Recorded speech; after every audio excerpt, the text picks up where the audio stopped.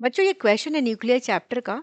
और ये ऐसे जो कॉन्सेप्ट्स हैं वो जेई नीट या सीबीएसई के लिए काफ़ी इंपॉर्टेंस रखता है। तो अब पढ़ लेते हैं क्वेश्चन में क्या दे रखा है। If a nuclear fusion process the masses of the fusing nuclei are m1 and m2 and the mass of the resultant nucleus is m3, then we have to check which one is the correct option।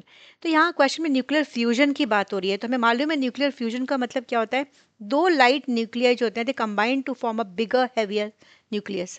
तो ये example ले लिया, hydrogen के दो isotopes combine होंगे और ये helium का न्यूक्लियस देंगे। लेकिन प्रोसेस में क्या होता है, जब हमें मालूम है फ्यूजन के बाद मासेस जो होते हैं ना, मास गेट्स कन्वर्टेड इनटू एनर्जी। तो एनर्जी और मास का एक रिलेशन है आइंस्टाइन से जो हमें मिलता है, Einstein mass energy relation E equal to delta M into C square. तो यहाँ पर डेल्टा एम क्या होता है, mass defect. Delta M is m1 plus m2, जो हमारे प्रोडक्ट के मासेस थे उनको ऐड किया, minus mass of the resultant minus m3 करा। जब हम इसमें देख रहे हैं तो इस इक्वेशन में ना ये डेल्टा एम जब हम एक्सप्लेन करते हैं तो फ्यूजन में एनर्जी रिलीज होती है, इसलिए जो मास डिफेक्ट होता है ना पॉजिटिव होता है। तो जब इसको सॉल्व करें तो m1 प्लस m2 और डिफरेंस हमने जब निकाला तो आ रहा है it is greater than zero, क्योंकि पॉजिटिव है। तो जब हम m3 का रिलेशन निकालते हैं m1 m2 के साथ तो ये रिलेशन आता है m3 is less than m1 plus m2। So let's check which is the correct answer here. Option B is the correct option for this question.